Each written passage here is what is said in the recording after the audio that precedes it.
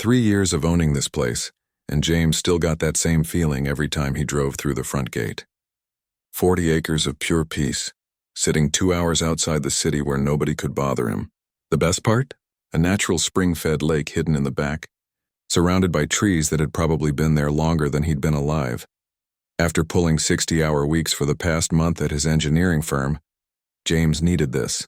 Just him, his tent, some fishing gear, and 3 days of absolutely nothing. No emails, no meetings, no problems to solve. Just the sound of water and birds and maybe a few fish jumping at sunset. He loaded up his truck that Friday afternoon with everything he'd need. Camping stove, cooler full of food, his good sleeping bag, and enough firewood to last the weekend. His neighbor had asked why he didn't just build a cabin out there, but James liked it this way. Roughing it a little, remembering what it felt like to be away from everything. The drive out was perfect. Clear skies, windows down, classic rock on the radio.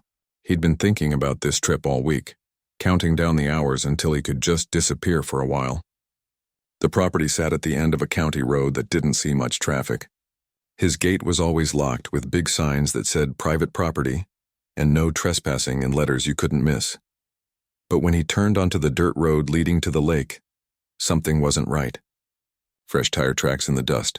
He'd been out here just 2 weeks ago to mow the trails and clean things up. These tracks were new. Multiple vehicles from the look of it. James slowed down, that peaceful feeling starting to fade. Maybe some kids had jumped the fence?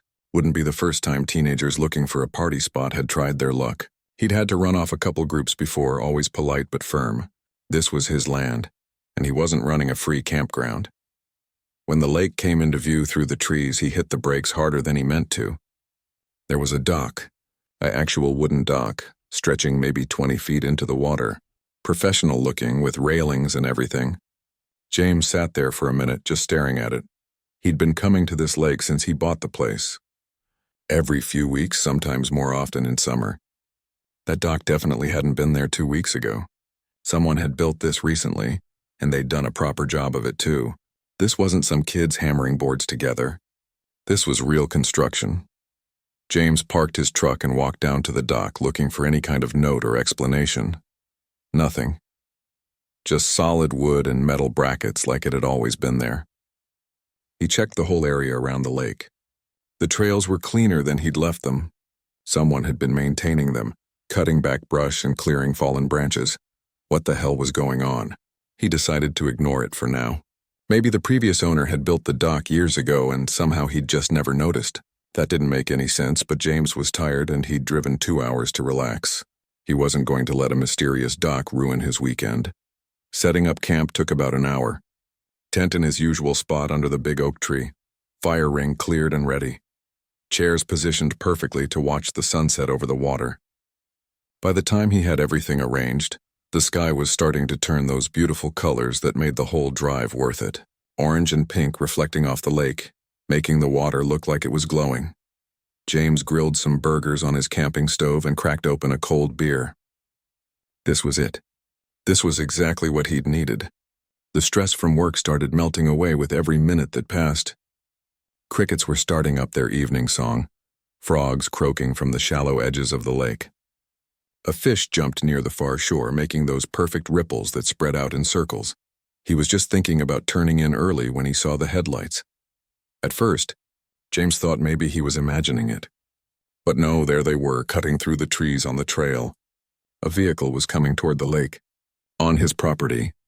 At 10 o'clock at night, James stood up, his heart starting to pound. The vehicle got closer and he could make out it was a silver SUV.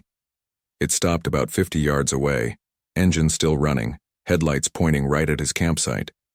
He couldn't see inside because of the glare, but he could tell there were multiple people in there. For a long moment, nobody moved. James felt exposed standing there in the firelight, but he wasn't about to hide on his own land. The SUV just sat there idling. He could imagine the conversation happening inside. People arguing about what to do, maybe. Then the backup lights came on. The SUV reversed, turned around, and drove away. James stood there listening to the engine fade into the distance, his peaceful evening completely shot. He checked his phone. No signal out here, which was usually a good thing. Tonight, not so much. James walked back to his truck and made sure all his doors were locked.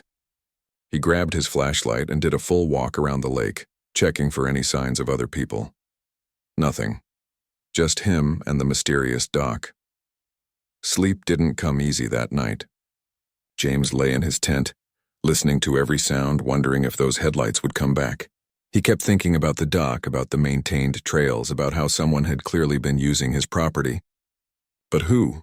And why did they think they had the right? The next morning started with birds singing and sunlight filtering through the tent. James unzipped the door and looked out at the lake. In the clear morning light, it looked perfect. Almost made him forget about the weird night before. Almost. He was making coffee on his camping stove, planning to get some fishing in before it got too hot, when he heard them. Multiple engines this time. James set down his coffee cup and watched the trail. One vehicle appeared, then another, then a third. 3 cars rolling down to his lake like they owned the place. The silver SUV from last night, a white sedan, and some kind of fancy crossover. James felt his blood pressure starting to rise as people climbed out. 7 of them total, men and women, probably in their 40s and 50s, dressed like they were heading to a country club. They had fishing poles, coolers, folding chairs. One guy even had a portable grill. They were setting up for a day at the lake. His lake. James walked toward them, trying to keep his voice level. "Hey, excuse me. This is private property. You can't be here." A woman with short blonde hair turned to look at him. The expression on her face wasn't apologetic or embarrassed. It was annoyed. Like he was the one interrupting her day. Private property? She actually laughed. "This is community property. Everyone knows that." James felt like he'd stepped into some alternate reality. Community property? "No, this is my land. I own every acre of it, including this lake." "You're trespassing." A bald guy with a red face stepped forward. "That's impossible. This lake is part of Meadowbrook Estates. We have HOA rights to use it." "Who are you?" "I'm the guy who owns this land," James said, his voice getting harder. "Meadowbrook Estates is on the other side of the county road. You're on the wrong property." The group started looking at each other. But instead of apologizing and packing up, the blonde woman pulled out her phone. "We'll just see about that. I'm calling the HOA president.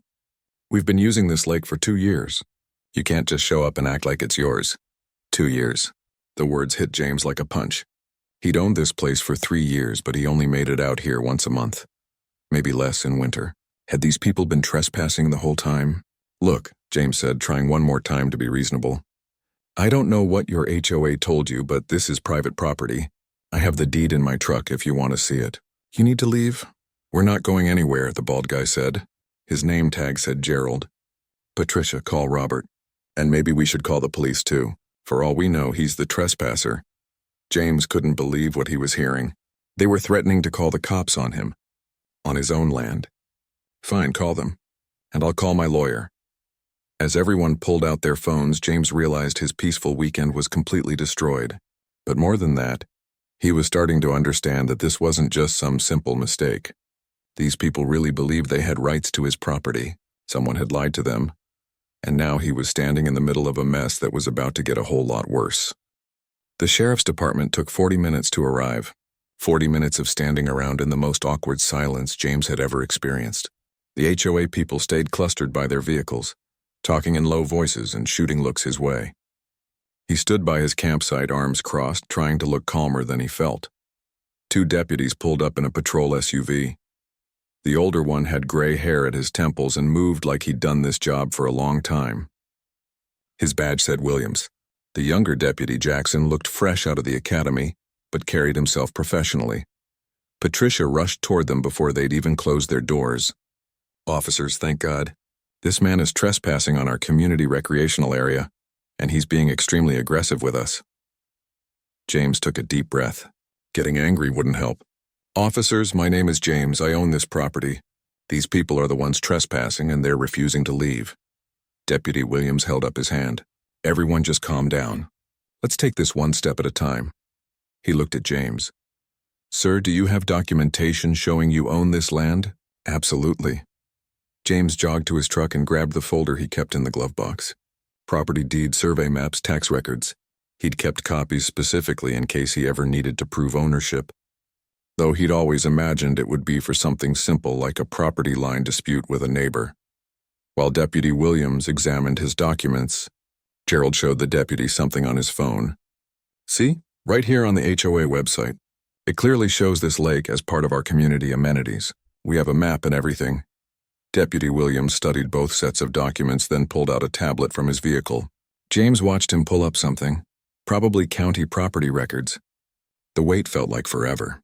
Every few seconds, Patricia would clear her throat or Gerald would shift his weight, and James could feel the tension building. Finally, Deputy Williams looked up. "Mr. James, your deed is clear. You own this property, including the lake. The boundaries are well documented." He turned to Gerald and Patricia. "Your HOA map appears to be incorrect. This is definitely private property." Patricia's face went red. "That can't be right.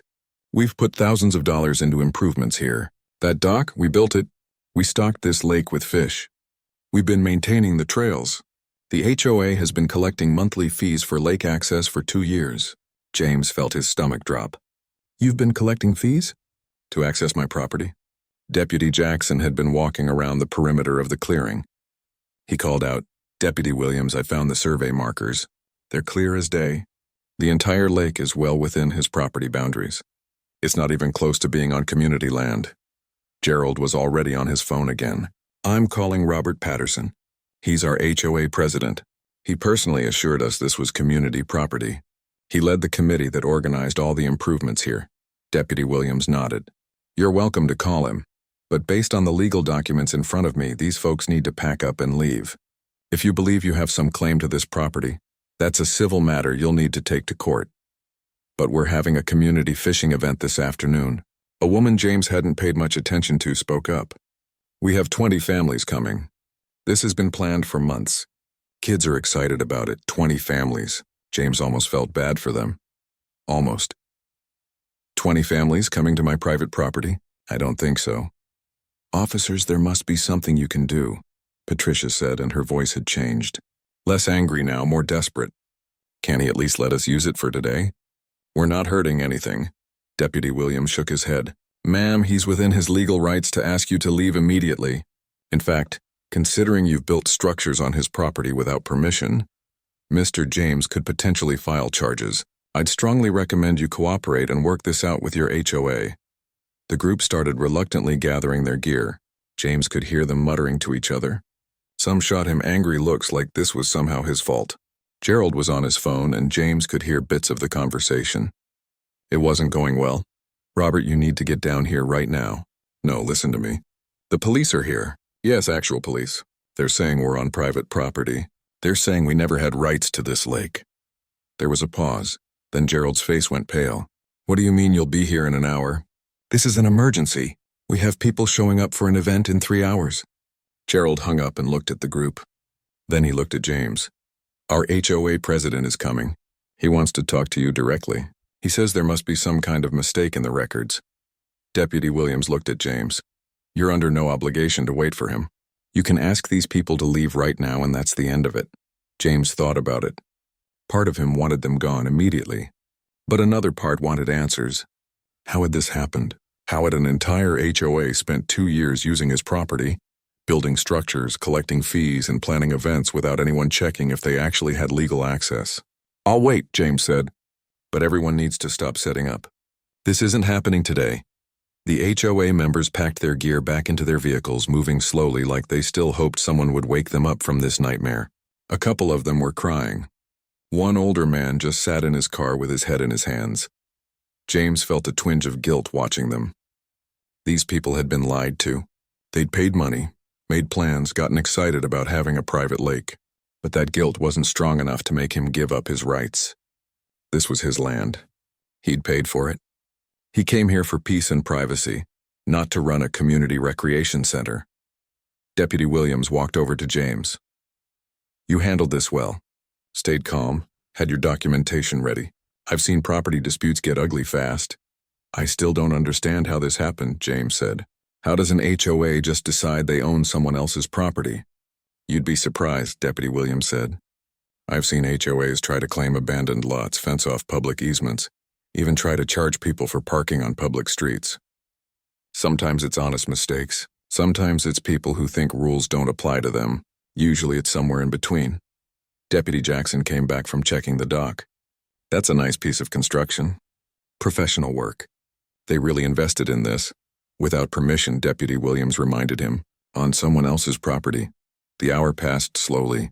James made himself another cup of coffee and tried to salvage what was left of his camping trip. He could forget fishing today, forget relaxing.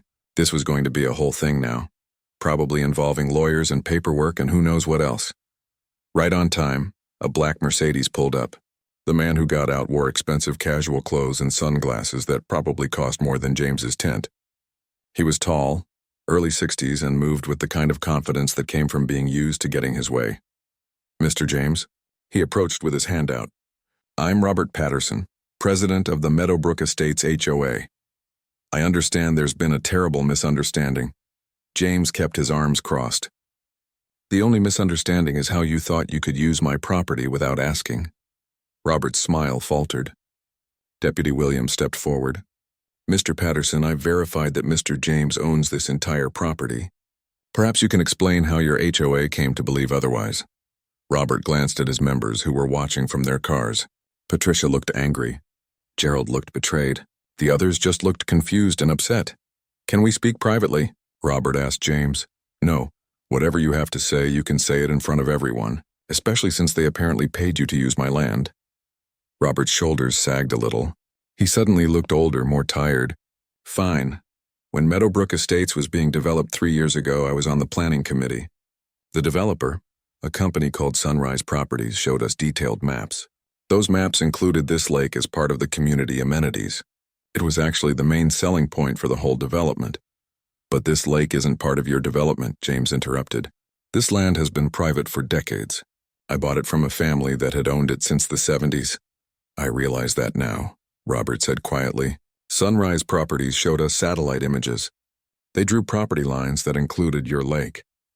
They told us they had an easement agreement with the previous owner. They showed us documents that looked official. We believed them." Deputy Williams looked up from his notes. "Did you verify these documents? Check with the county? Confirm the easement was real?" The silence that followed was all the answer anyone needed. "You didn't," James said, and he could hear his voice getting louder. "You built a dock. You stocked fish. You maintained trails. You collected fees from homeowners, all without ever checking if you actually had legal access. The developer provided documents," Robert said weakly. "They looked legitimate. We had no reason to think, no reason except basic responsibility." Patricia was out of her car now, walking toward Robert. "You told us at the HOA meetings that everything was legally verified. I voted for a $300 special assessment to pay for improvements here. So did everyone else." Gerald joined her.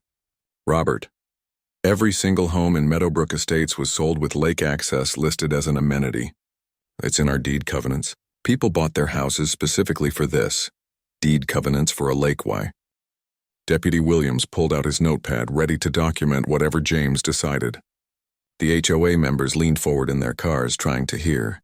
Robert stood there looking like a man watching his whole world collapse. "First," James said, his voice hard, "I want this documented as official trespass. I want it on record that you people built unauthorized structures on my property. I'm not pressing charges today, but I want that option available if I need it." Deputy Williams nodded. "I can do that." "Second, Robert, you have 1 week to present me with a formal proposal. If you want to lease access to this lake, it's going to be expensive. Very expensive. And it comes with rules." "My rules," Robert nodded quickly. "Yes, absolutely. Whatever you think is fair." "I'm not finished," James cut him off. "That dock? It comes down unless I specifically approve it staying.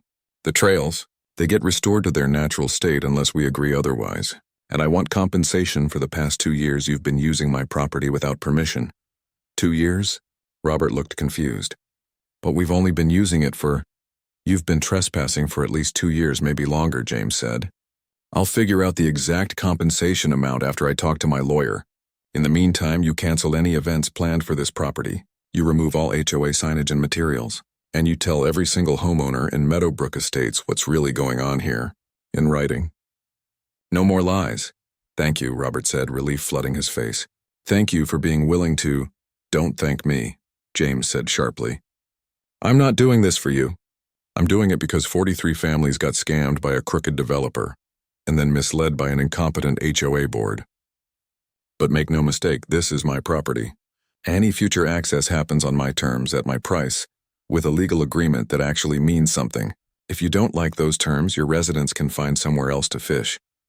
Patricia got out of her car and walked over. She looked tired. I owe you an apology. When we first got here, I was awful to you. I was so sure we were right, and finding out we'd been trespassing this whole time was embarrassing. Your HOA president is the one who should be apologizing, James said. I know, Patricia said, and he will be. Trust me, after the meeting we're going to have about this, Robert's going to be apologizing to everyone. She glanced back at Robert, who had gone pale. Some of us are already talking about recalling the entire board. Gerald walked over too. For what it's worth, we really didn't know. The developer had fancy brochures, professional presentations. Robert showed us the documents at HOA meetings. Everything looked legitimate. That's the problem, James said. Everyone assumed someone else had checked. No one actually did the work. Deputy Williams finished his notes. Mr. James, you have my card if you need anything else. Mr. Patterson, I'd recommend you get a lawyer involved in whatever agreement you work out. This situation is complicated enough without adding more problems to it. As the deputies left, the HOA members started packing up their vehicles for real this time. The fishing event was canceled. The families who'd been planning to come would have to be told. Kids who'd been excited about catching their first fish would be disappointed. All because someone had cut corners and no one had bothered to verify the truth. James watched them leave one by one. Some gave him apologetic waves. Others wouldn't look at him. Robert was the last to go, sitting in his Mercedes for a few minutes with his head down before finally starting the engine and driving away. Finally, James was alone again. The lake stretched out in front of him, peaceful and beautiful, like nothing had happened. But everything had changed. His private retreat had become a legal nightmare.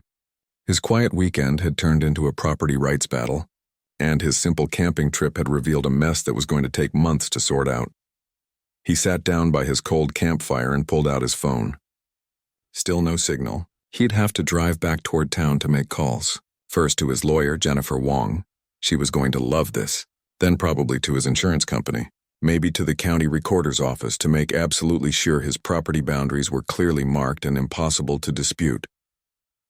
James looked at his tent, still set up under the oak tree. He'd been so excited about this weekend. 3 days of fishing, reading, relaxing. Instead, he'd gotten trespassers, police, and an HOA president who'd basically admitted to running a scam, even if it was unintentional. The smart thing would be to pack up and go home. Deal with this from his house where he had internet and phone service and access to all his documents. But something stubborn in James made him stay. This was his land. He'd been planning this trip for weeks. He wasn't going to let Robert and his incompetent HOA board chase him off his own property. He rebuilt the fire and heated up some lunch. While he ate, he thought about Robert's proposal. A lease agreement for lake access. It would mean money. Probably good money if he set the price high enough. But it would also mean sharing his private space. Having rules about when he could and couldn't use his own land. Dealing with HOA politics and complaints and maintenance issues. On the other hand, those families really had been scammed. The kids who'd been fishing here didn't do anything wrong. The homeowners who'd paid that $300 assessment weren't trying to steal his property. They'd trusted people who turned out not to be trustworthy. James spent the afternoon fishing from the shore, avoiding the dock that wasn't supposed to be there. He caught a couple of bass, nothing impressive, but enough to remind him why he loved this place. The lake was perfect. Clear water, good fish population, surrounded by trees that blocked out the rest of the world. This was supposed to be his escape, and he'd be damned if he let anyone take that away from him. As the sun started setting, painting the sky in those same oranges and pinks from the night before, James made his decision. He would hear Robert's proposal, but it would be on his terms, with protections in place and at a price that reflected what they'd taken from him. If the HOA didn't like it, too bad. They should have checked their facts before building docks on other people's property. That night, James slept better than he had the night before. No mysterious headlights appeared. No unexpected visitors disturbed his camp. Just him, the fire, and the sounds of the lake at night. Tomorrow he'd drive to town, make his calls, and start the process of protecting what was his. The next morning, James packed up his campsite. The weekend was ruined anyway, and he had work to do. As he loaded the last of his gear into the truck, he took one more look at the lake. The dock sat there like an accusation, a reminder of how badly someone had screwed up. He made a mental note to document everything with photos. The dock, the trails, the cleared areas around the lake, all evidence of unauthorized use. His lawyer would want all of it. The drive back to town felt different than the drive out had. He'd left the city stressed and looking for peace. He was coming back with a property dispute, potential legal fees, and a decision to make about what to do with his land. His phone started getting signal about 30 minutes from home. It immediately started buzzing with messages. James pulled over at a gas station to check them. 3 missed calls from a number he didn't recognize, 2 voicemails, several texts from the same unknown number. The voicemails were from Robert. The first one was apologetic, asking James to please call him back to discuss terms. The second one, left just an hour ago, was more desperate. Apparently, word had gotten out in Meadowbrook Estates about what had happened. Homeowners were panicking. Someone had already called a lawyer. The HOA was in crisis mode. "Please, we need to talk as soon as possible." Robert's voice on the message sounded strained. "I know we messed up. I know this is our fault. But we need to find a solution before this gets even worse." Too late for that, James thought. This was already as bad as it could get. An entire housing development had based its main selling point on access to property they didn't own. The developer who'd lied to them was long gone, and the HOA board that should have verified everything had just trusted the pretty brochures and fancy presentations. James sat in his truck at the gas station, watching people come and go, living their normal lives without property disputes or trespassing HOAs. He could ignore Robert's messages, let the whole thing blow up, force them to deal with the consequences of their mistakes.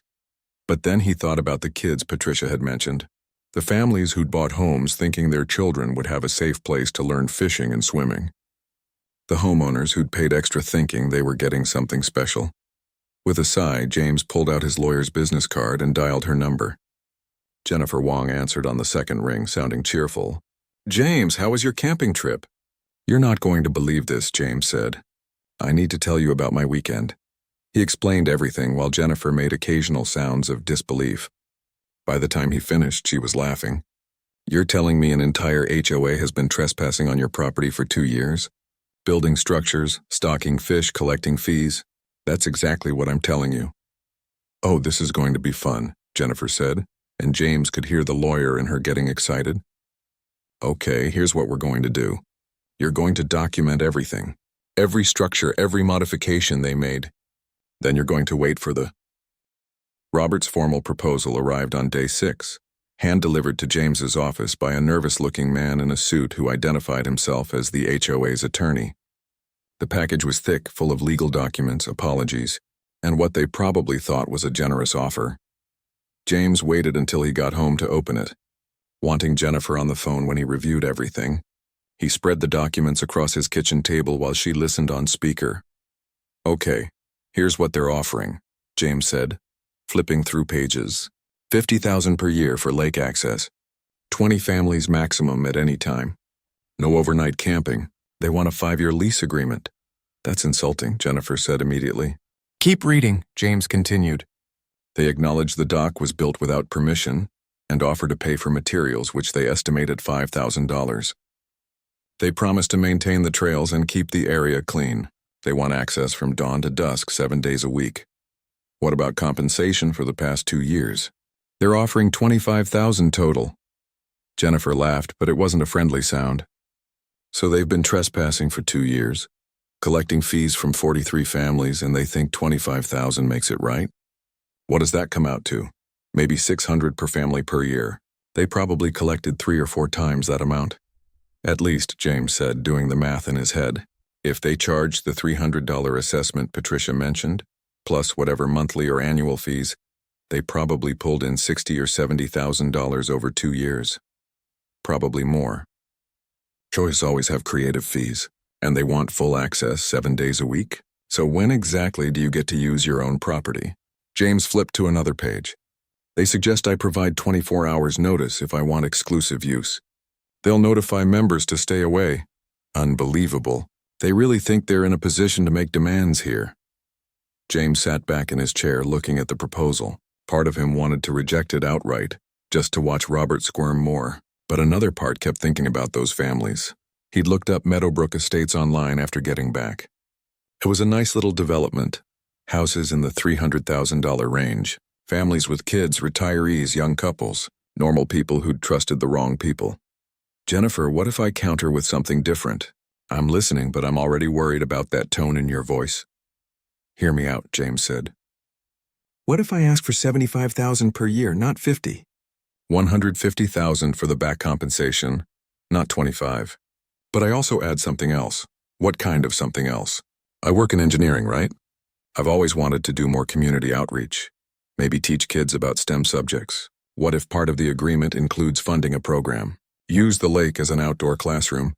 Teach kids about environmental science, water quality, basic engineering principles. Make it free for any kid in the county, not just Meadowbrook residents. Jennifer was quiet for a long moment. You want to turn your private property into an educational program? Part-time, James said. Maybe summer sessions 1 day a week. The HOA funds it, I run it. It gives their lake access more purpose than just recreation, and it actually benefits the community instead of just being a private club. This is more complicated than just charging them money and calling it done. I know, but Jennifer, these families got scammed. The kids didn't do anything wrong. If I'm going to share my property anyway, shouldn't it mean something? You're going to regret this, Jennifer said, but he could hear the smile in her voice. You're making this about 10 times more complex than it needs to be. What if the program becomes a liability? What if kids get hurt? What if the HOA refuses? Then they refuse and I keep my private lake. But at least I'll know I tried to make something good out of this mess. They spent the next 2 hours hammering out the counter-proposal, higher annual fees, significant back compensation, limited access with guaranteed private weekends for James, comprehensive liability insurance, environmental protection requirements, and the educational program, fully funded by the HOA, with James having complete control over curriculum and safety protocols. This is either brilliant or completely crazy, Jennifer said when they finished. Probably both. I'll have the formal counter-proposal ready by tomorrow. That night, James couldn't sleep. He kept thinking about the look on Patricia's face when she realized they'd been trespassing. The defeat in Gerald's voice when he understood his HOA had lied to him. The panic in Robert's messages when everything started falling apart. He also thought about the lake, his peaceful private lake that had been invaded by strangers. Part of him still wanted to just say no to everything, put up bigger fences and forget any of this had happened. But that wasn't who he was. He'd bought that property because he loved it, and making it into something that helped people seemed better than just hoarding it. The next morning, Jennifer sent over the counter-proposal. It was thorough, professional, and expensive. She'd added clauses James hadn't even thought of, protections that made sure he couldn't be taken advantage of again. The educational program section alone was 3 pages of requirements and expectations. If they accept this, you're committed, Jennifer warned. You can't half do a program like this. It's going to take time and effort. I know, James said. Send it. The HOA board called an emergency meeting to review the counter-proposal. James didn't attend, but Gerald texted him updates. Apparently it was chaos. Some board members thought the price was too high. Others were grateful James was negotiating at all. A few homeowners who'd shown up wanted to reject everything and sue James, despite having no legal standing to do so. Robert, according to Gerald, looked like he'd aged 5 years in less than a week. On day 3 after sending the counter-proposal, James got a call from an unknown number. He let it go to voicemail, then listened to the message. It was Patricia. Hi, this is Patricia from Meadowbrook Estates. We met at the lake and I was terrible to you. I wanted to call and say thank you. Not just for being willing to negotiate, but for the educational program idea. I have a daughter who's 12 and she's fascinated by nature and science. The idea that she could learn from someone like you, using the lake as a classroom, that's amazing. I know we don't deserve your consideration after what happened, but I wanted you to know it means something to some of us. James saved the message. When he called Jennifer to tell her about it, she sighed. You're definitely going to do this, aren't you? Probably. Then we make absolutely sure you're protected. No shortcuts, no handshake deals. Everything in writing, everything legal. The HOA's response came on day 7, exactly when James had told them they needed to decide. Robert showed up at James's house in person looking exhausted. He had dark circles under his eyes and his expensive clothes looked rumpled. "Can we talk?" Robert asked. James invited him in, curious about what Robert would say face to face. They sat in James's living room, and for a moment Robert just stared at his hands. "I screwed up," Robert said finally. "I trusted the developer. I didn't verify the documents. I assured everyone it was legitimate because I wanted it to be legitimate. And now 43 families are dealing with the consequences of my incompetence." "Yeah," James said. "You did." The board met for 3 days. We argued, we went over the finances, we calculated what your proposal would mean. Some people wanted to fight you, try to claim adverse possession or find some legal loophole. But our attorney shut that down fast. "We don't have a leg to stand on." "No, you don't. We're accepting your counter-proposal," Robert said. "All of it. The higher fees, the back compensation, the limited access schedule, the educational program, all of it." James felt a rush of mixed emotions. Relief that it was settled, anxiety about what he'd committed to, satisfaction that he'd protected his rights, concern about whether this would actually work. "The board is going to need to send out a special assessment to cover the back compensation," Robert continued. "About $3,000 per household. People aren't happy about it, but they understand. Most of them, anyway. A few are threatening to sue the HOA for misrepresentation, and honestly, they'd probably win. That's between you and them." "I know. I'm also stepping down as president. This happened on my watch. I should have been more careful." Robert looked up at James. "But I want you to know the educational program idea. That's incredible. My grandson is 8. The idea that he could come here and learn about science and engineering from someone who actually knows what they're talking about. Not just some HOA organized activity run by volunteers who don't know much more than the kids. That's special. It's going to be real work," James said. "Not just playing by the lake. Actual curriculum, actual learning." "That's what makes it good," Robert said. "When do you want to start?" They spent the next hour going over logistics. Jennifer joined by phone, making sure everything was clear and documented. The agreement would be 5 years with annual renewal options. James would have 1 weekend per month of exclusive access. The educational program would run during summer months, 1 day per week, with the HOA funding all materials and liability insurance. Any environmental damage would be the HOA's responsibility to fix. By the time Robert left, James felt like he'd just signed up for a second job. The first summer session of the Lakeside Learning Program started on a bright Saturday morning in June. James had spent weeks preparing, buying supplies, creating materials, and setting up a proper outdoor classroom area near the lake. The HOA had funded everything, just like the agreement said. But James had put in the real work. 15 kids showed up that first day. Ages ranging from 8 to 14, some from Meadowbrook Estates, others from the wider county area. James had insisted the program be free and open to everyone, not just HOA members. If he was going to share his property, he wanted it to actually benefit the community. Patricia's daughter was there, a bright 12-year-old named Sophie who asked a million questions before they even started. Gerald's grandson came with his parents carrying a notebook he'd decorated with drawings of fish and trees. There were shy kids, energetic kids, kids who clearly didn't want to be there but whose parents had made them come. James felt nervous in a way he hadn't expected. He'd given presentations at work, led meetings with dozens of engineers, taught interns complex technical concepts. But standing in front of these kids about to teach them about his lake felt different, more important somehow. "Okay, everyone," he started once the parents had left and the kids had settled into a semicircle on the grass. "Who can tell me what makes a lake different from a pond?" A small hand shot up. "Size? That's part of it. What else?" "Depth," Sophie said confidently. "Lakes are deeper.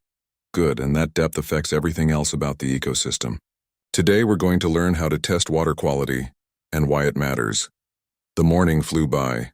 They tested pH levels, measured temperature at different depths, looked at samples under a portable microscope James had bought. The kids who'd seemed bored at first got engaged when they saw tiny organisms swimming in the water samples. The shy ones opened up when they successfully completed a test. Sophie took detailed notes and asked if she could come back next week with more questions.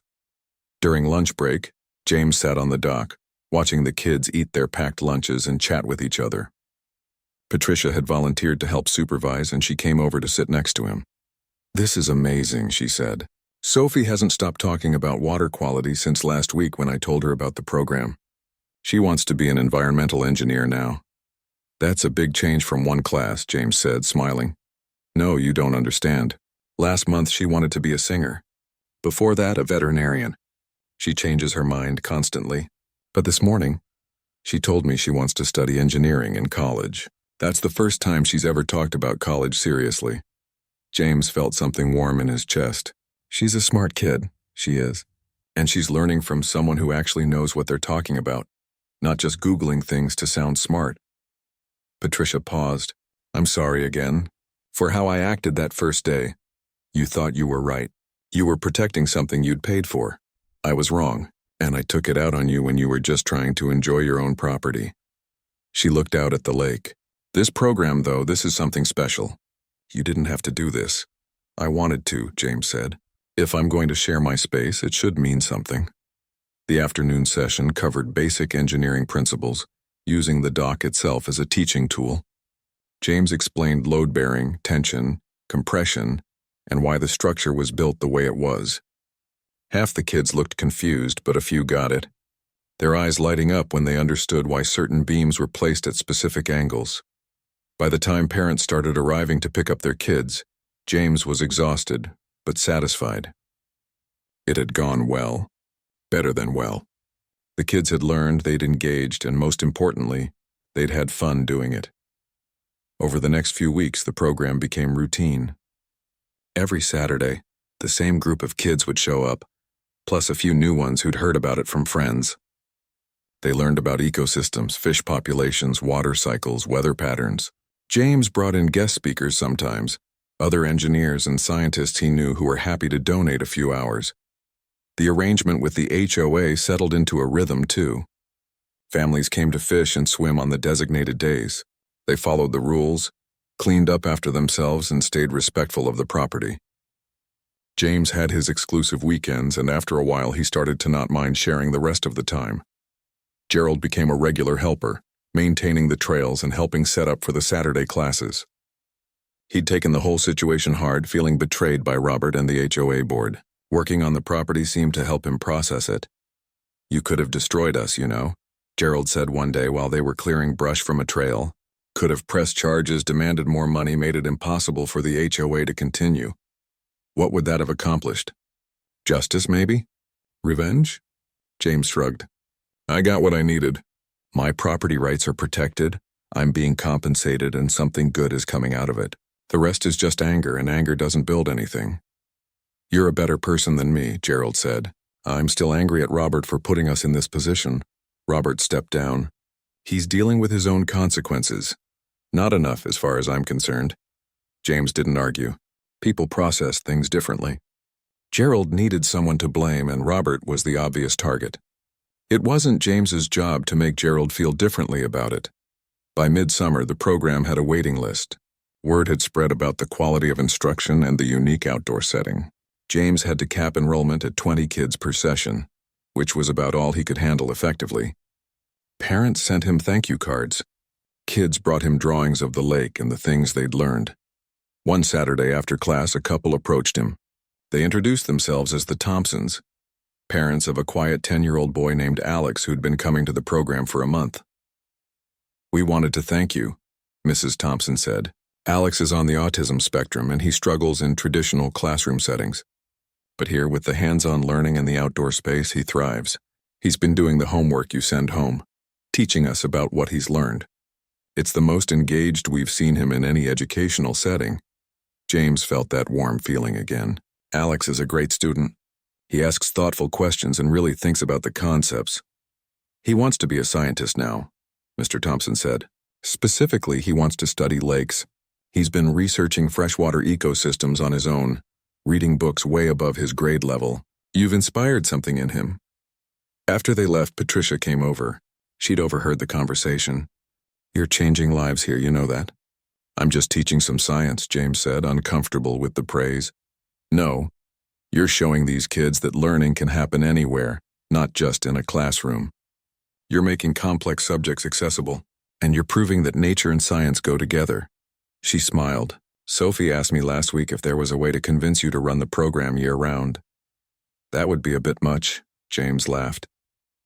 I do have an actual job, I know.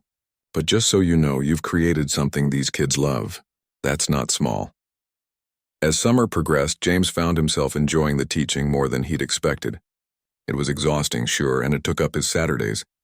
But seeing kids understand a concept, watching them get excited about science, hearing about how they were pursuing their interests beyond the classes, that felt more rewarding than anything he did at his regular job.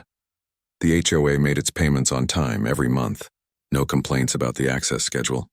No attempts to renegotiate or push boundaries. The lawsuit situation had been resolved with the HOA paying out settlements to angry homeowners and the board carrying extra insurance now. Robert had fully stepped down and moved out of Meadowbrook Estates entirely, unable to face his former neighbors. A new board had taken over, with Patricia as the president. She ran things more carefully, double-checking everything, keeping detailed records, making sure they never again assumed something without verification. The lawsuit against Sunrise Properties' former principals was still ongoing, but the FBI involvement meant the scammers would probably face actual consequences eventually. James's exclusive weekend in August happened to fall on his birthday. He drove out to the lake Friday evening, planning to spend 3 days fishing, reading, and doing absolutely nothing educational or productive. Just him and his property, the way he'd originally intended. He set up his tent and started a fire, watching the familiar sunset over the water. The dock, now properly permitted and inspected, sat there as a reminder of how everything had changed. The trails maintained by Gerald and the HOA volunteers were in better condition than James had ever kept them himself. The lake was well stocked with fish, healthy and thriving. It wasn't the private retreat he'd bought 3 years ago, but maybe it was something better. Saturday morning, James was making coffee when he heard a vehicle approaching. He frowned. This was his exclusive weekend. The HOA knew not to come during his time. He walked toward the trail, ready to turn whoever it was around, but it was just Patricia alone in her car. She parked and got out, carrying a bakery box. "I know it's your weekend," she said quickly. "I'm not staying. But I heard it was your birthday, and the kids from the program all contributed to getting you a cake. Sophie insisted we deliver it today, Jay."